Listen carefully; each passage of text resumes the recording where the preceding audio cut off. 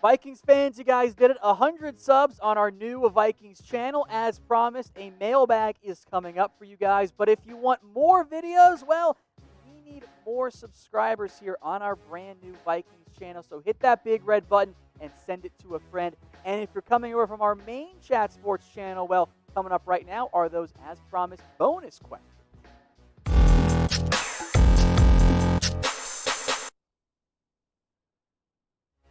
First up from Bam Patrol, should the Vikings pursue an offensive lineman such as Joe Thuney in a trade or Larry Warford in free agency? So you have two very different offensive linemen. Thuney is a left guard, Warford is a right guard.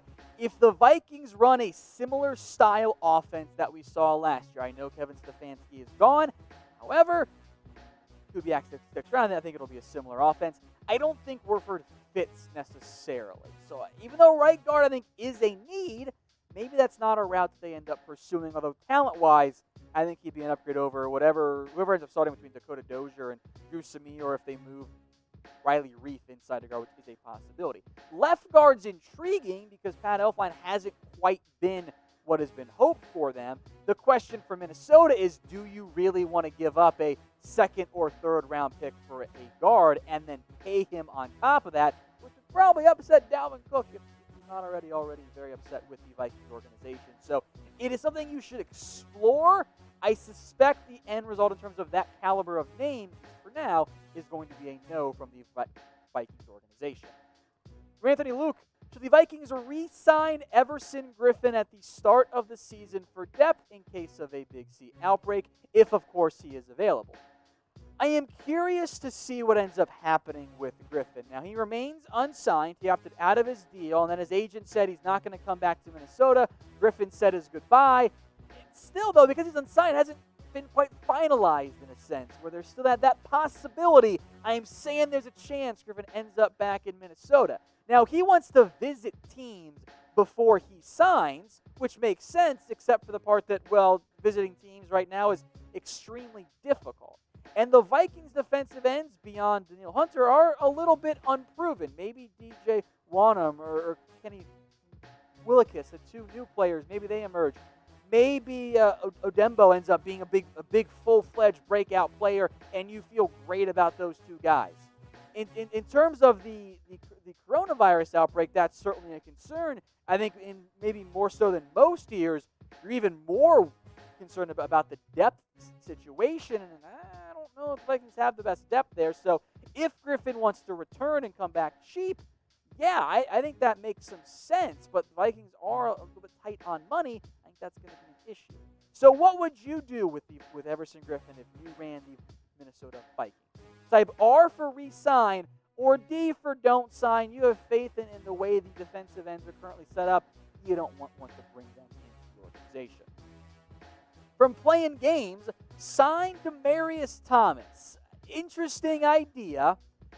Demaryius Thomas is not remotely the same player that he once was in his prime. He hasn't made much of an impact as of late. Then again, it's not like the Vikings have the best depth at the wide receiver spot. I feel great about Adam Thielen, obviously. Excited about Justin Jefferson. DC Johnson, Tajay Sharp, maybe Courtney Davis makes the roster as a UDFA. That's not really a great depth. So I would be on board with Demaryius Thomas. I'm not convinced he's vastly better than a Johnson or a Sharp, but if you sign him to a cheap one-year deal, well, that's never turned out poorly in an NFL. You can just cut him if he doesn't pan out very well in the season. So cast your votes for me. The Vikings sign him. Type Y for yes or type N for no. Cast your votes if you want Thomas on the Vikings in 2020. By the way, Vikings fans, if you have more questions for us about your favorite team, the Minnesota Vikings, of course, use hashtag Vikings in the comments section. Makes our lives a little bit easier in finding them and getting them on the show for future mailbags. So Nicholas Cagehog, Dead Meme Incorporated, with a absolutely terrifying picture, wants to know who says no. Vikings trade Dalvin Cook and Riley Reiff to the Patriots for Joe Thuney and Sony Michel. Well, we'll let you guys chime in as to who says no in a second. It's an intriguing trade idea. A pair of backs, a pair of offensive linemen. I am inclined to believe it is the Patriots who end up saying no. Yes, they clear some cap by getting rid of Thuney, which saves them a significant amount of money. They do have to pay Riley Reiff, though. I think they're downgrading on the offensive line.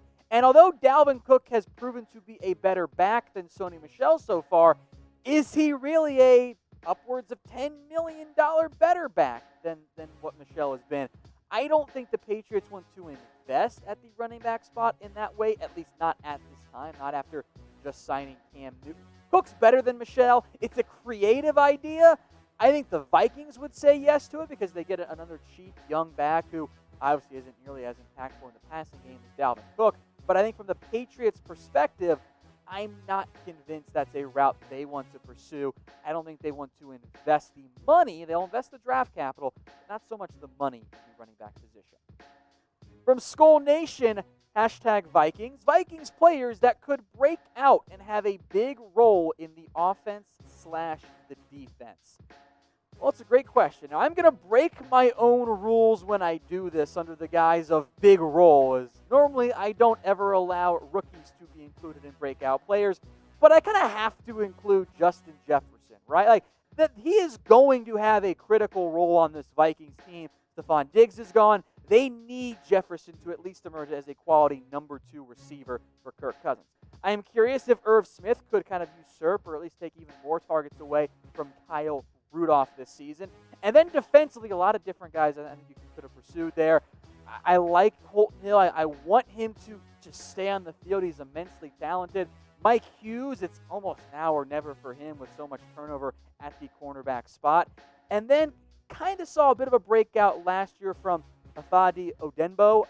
I don't know if it really happens fully this year, but with Everson Griffen gone, it does make some sense. But I also want to hear from you guys. Who do you believe will break out for the Vikings in 2020? Of course, Dalvin Cook had his major breakout last year. I don't think you're going to see an equally amount of massive growth this year, but sound off for me in the comment section. From Sir Meepsalot, could the Vikings do a deal with the Jets, like Anthony Harris, a 2 and a third, for Jamal Adams? And I think he's right on this next part. It's a lot younger at safety, and you'd have the number 1, number 2 safety in the whole NFL. It's very understandable for Vikings fans to want to pair Jamal Adams and Harrison Smith, although I think he would force Harrison Smith to play a little bit more true free safety than at least he has for at least part of his Vikings career. He's kind of been the, I'm going to play everywhere and make all of the plays. I think the Jets would have some concerns here because Anthony Harris is a good player, but then they're stuck right back in the same spot where they have to pay a safety. They have Marcus May. They just drafted Ashton Davis. I don't think if they trade Adams, they want to add a safety. So that doesn't carry the same value that I think it would for a safety-needy team. That leaves a second and a third, which is not a bad offer, but with Harris not carrying the normal amount of value he would in general, I still think a first-round pick has to be included to obtain Jamal Adams if the Vikings are going to pull that off. So I'm typing in my 2. I think the Jets say no. Vikings fans, some deal alert for you guys here. Their jerseys are on sale, 25% off at chatsports.com/Vikings jerseys. They've got Adam Thielen. They've got Kirk Cousins, purple, white. There are also some of the color rush jerseys, which I don't love that much for the Vikings, but those are available. Harrison Smith, and you know what? If you want to go throwback, Randy Moss jerseys, also 25% off. You're not going to find a cheaper official NFL Nike jersey than the ones at chatsports.com/Vikings jersey. That link, by the way, in the comments and in the description. All right, back again with Sir Meepslot. Another trade question. You guys love those today. I know the Desmond King rumors of a trade have him going to my Vikings. Don't think Reiff is a part of the deal. Would a 3 get it done? The Desmond King trade rumors started by ESPN when they were like, what if the Chargers traded King for Riley Reiff? Which, if you're Minnesota, I think you're very intrigued by because Desmond King gives you some more reliability at the cornerback position. They're pretty darn unproven. I like King. The Chargers added Chris Harris. Harris and King, I think the Chargers also believe, are both best in the nickel. Does one of them move outside? I think that's the path LA is trending towards, but the King trade rumors have kind of been around there for a little bit.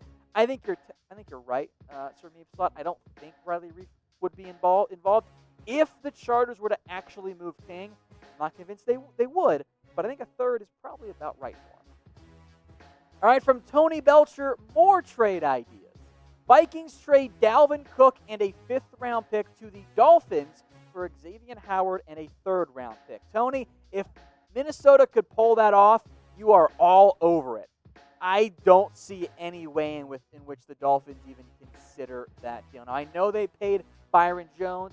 I know they drafted Noah Igbinoghene in round 1. They want to win with corners. They're not going to move on from Howard right now. And in general, you kind of run into issues where a team gets the clear-cut best asset, that's Xavien Howard, and either the 2nd or 3rd best asset. Maybe that's the 3rd-round pick, maybe that's Dalvin Cook, but the Dolphins are not going to do this trade. From Caleb Witt, with the 3s in there, do you think the Vikings make the playoffs? I personally think so, but I see a lot of people counting us out because of our cornerback situation. I would argue it's more defensively overall, given all the losses that side of the ball has sustained. But corner is a concern for Minnesota.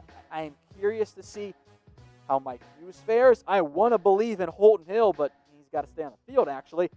I'm a big Jeff Gladney guy, so we'll see if he's able to make an impact maybe as the nickel corner in year 1. Cameron Dantzler's probably at least a year away in theory. Maybe Chris Boyd can help you out as well. So I understand the concerns there around the cornerback room. It's unproven. It's a little bit raw, and as a result, it's a little bit risky.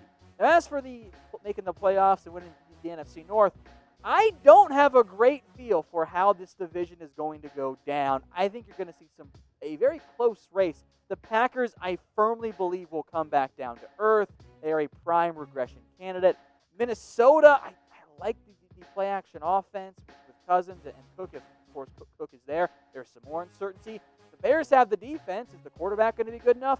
And the Lions were actually kind of good at football before Matthew Stafford got hurt and went down. So they're going to compete for a playoff spot. The Vikings will. I would not be surprised if they won the NFC North.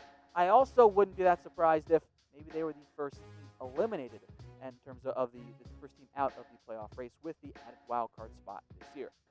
Now, Vikings fans, if you think Minnesota's going to make the playoffs, I want you guys to like this video. Simple to do, just like it. That way we'll know so many Vikings fans are feeling confident this year about their team.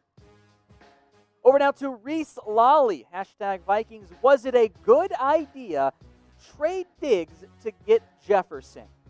I don't think it's a fair viewpoint to go that the Vikings traded Diggs to get Jefferson. They traded Diggs because Diggs didn't want to be there anymore, had to find a new receiver, and ended up getting Jefferson.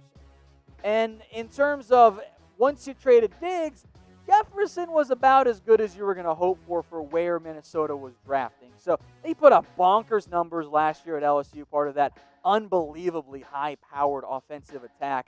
I think he's going to have a really good year for Minnesota, at least within reason in terms of how good rookies are going to perform. He's going to need to be that number 2 guy immediately behind Adam Thielen. We'll see if B.C. Johnson can emerge or if Tajay Sharp can ever live up to that 1 year of fantasy hype, his first year with Tennessee. There's going to be opportunities for Jefferson. Is he going to be as good as Stephon Diggs? Absolutely not in year 1. Is he going to be as good as Stephon Diggs in his prime? I'm not even sure. But I do think that after trading away Diggs, he didn't want to do it. He kind of had to do that. Getting Jefferson was a really good pick by the Minnesota Vikings. All you can do right now is judge based on who was on the board. And from that perspective, it was a good move and a good draft overall by Minnesota.